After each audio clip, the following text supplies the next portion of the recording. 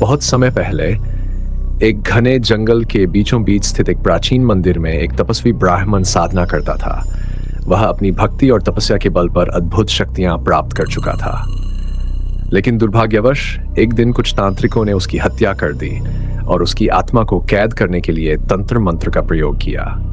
परंतु वे ये नहीं जानते थे कि एक सच्चे ब्राह्मण की आत्मा कभी बंधन में नहीं रह सकती। कुछ वर्षों बाद जब गांव के लोग जंगल के पास से गुजरते तो उन्हें मंदिर से अजीबोगरीब आवाजें सुनाई देती। कुछ लोगों ने वहां जाने की कोशिश की, लेकिन वे लौटकर नहीं आए। धीरे धीरे मंदिर को ब्रह्म रक्षा का शापित स्थान कहा जाने लगा।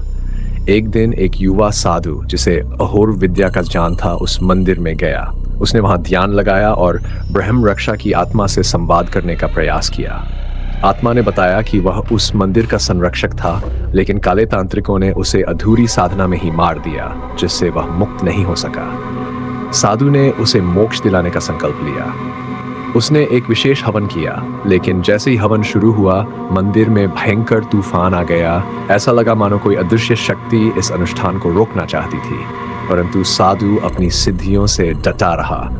धीरे धीरे मंत्रों की शक्ति से वह आत्मा शांत होने लगी और अंततः अग्नि में विलीन हो गई। जिस दिन ब्रह्म रक्षा मुक्त हुई उसी रात गांव में बारिश हुई, जो कई वर्षों से सूखा झेल रहा था। अगले दिन जब लोग मंदिर गए तो उन्होंने देखा कि वहां अब कोई डरावनी शक्ति नहीं थी, बल्कि एक दिव्य प्रकाश फैला हुआ था।